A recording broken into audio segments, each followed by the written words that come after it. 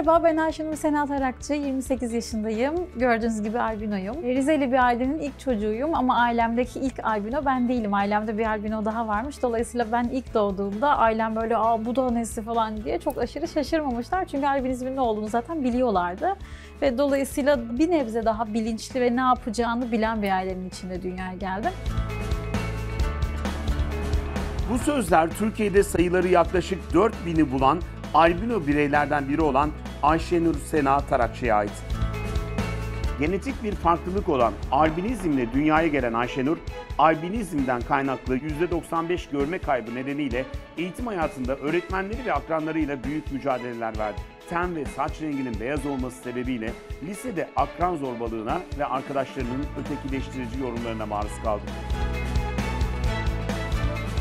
Albino bir çocuk dünyaya ilk geldiği zaman bir görme bozukluğuyla dünyaya geliyor. Çünkü vücudumuza renk veren melanin pigmenti anne karnında gözü besleyen bir şey. Pigment olmayınca göz iyi gelişemiyor gibi bir durum var. Dolayısıyla albino biri doğuştan az gören olarak dünyaya geliyor. İlkokul ve ortaokul tam bir felaketti. %100 iyi gören birine göre tasarlanmış. Ben en önde bile otursam tahtayı kesinlikle okuyamıyordum. Kitapları, defterlerin yazılarını, hocanın föylerini, sınav kağıtlarını göremiyordum. Ve bunların ki bir de düşünün hani bundan bir 15-20 yıl öncesinde bunu anlatmak ve böyle bir ihtiyacı dile getirmek çok daha zordu. Ve ilkokul öğretmenimin bana direkt tepkisi, bu kız okuyamaz, en iyisi engelliler okuluna gönderin, ben onunla uğraşmak istemiyorum gibi çok kırıcı bir tepkisi olmuştu. İlk mücadelem öyle başladı.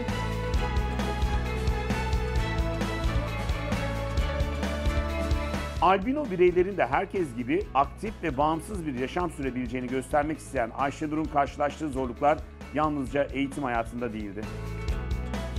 Hala daha dışarı çıktığımda, bir yere yürüdüğümde, metro beklerken, metrobüs beklerken sürekli yaşlıların bana laf atıp kaçmaları, işte gözüne sokacaksın telefonu, niye o kadar yakından bakıyorsun, bak sana bir tavsiye vereyim, havuç suyu iç, ya da saçını niye boyadın bu yaşta, yazık günah değil mi gibi.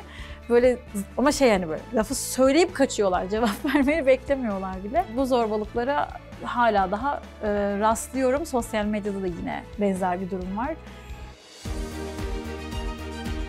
Ayşenur sahip olduğu albinizm türü nedeniyle farklı sağlık sorunları da yaşayabileceğini öğrenmesi ve kendisi gibi albino olan kuzeninin hayatını kaybetmesi üzerine bir şeyler yapma isteğiyle harekete geçti.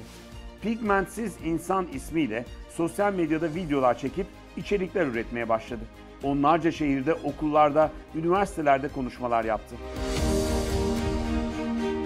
Hadi sosyal medyayı biraz avantaja çevirelim. Sosyal medyada albinizmi anlatayım. Böylece hem insanlar bilsin albinizmin olduğunu, hem bu zorbalık defterini kapatalım. Hem de belki tıp öğrencilerin birkaçına ilham olur ve albinizm konusunda araştırmalar yaparlar. Belki bana denk gelmez çözümlerini bulmaları ama sonraki kuşaklar için bir şeyler değiştirebilirim diye sosyal medyada içerik üretmeye başladım. Albinizmi anlattım, görme bozukluğu olduğunu, güneşten nasıl korunmam gerektiğini anlattım. Kendi çözüm yöntemlerimi anlattım. Zorbalıkla nasıl başa çıkılır onu şu an anlatıyorum. Ayşenur, ürettiği içeriklerle yalnızca albinizmi bilmeyen insanlara hitap etmiyor. Aynı zamanda aktif ve bağımsız bir yaşamın tüm albino bireyler için mümkün olabileceğini gösteriyor. Pek çok albino arkadaşımdan ve ebeveyninden Instagram'da mesaj alıyorum ve direkt soru şu: böyle bir sorunla karşılaştım ya da Ayşenur abla acaba tek başıma bir yere gitsem sorun olur mu, kaybolur muyum? Tek başına dışarı çıkabiliyor musun? O ilk aldığım sorulardan biriydi ve çok üzücüydü benim için. Çünkü tabii ki daha nelerini yapıyorum.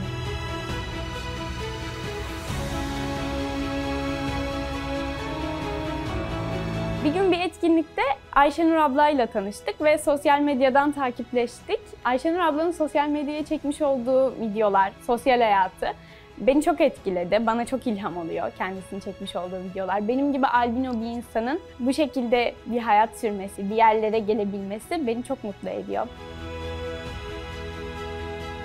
Ayşenur Sena Tarakçı, Pigmentsiz İnsan ismiyle albinizmi anlattığı içerikler üretti ve içerikleri milyonlarca insana ulaştı. Aktif ve bağımsız bir yaşam sürerek toplumsal algıları değiştirmeyi ve hak temelli bakış açısının toplumsal düzeyde yaygınlaşmasını hedefleyen Ayşenur, kendisi gibi albino bireylerin hayatında nesiller boyu unutulmayacak kocaman bir fark yarattı.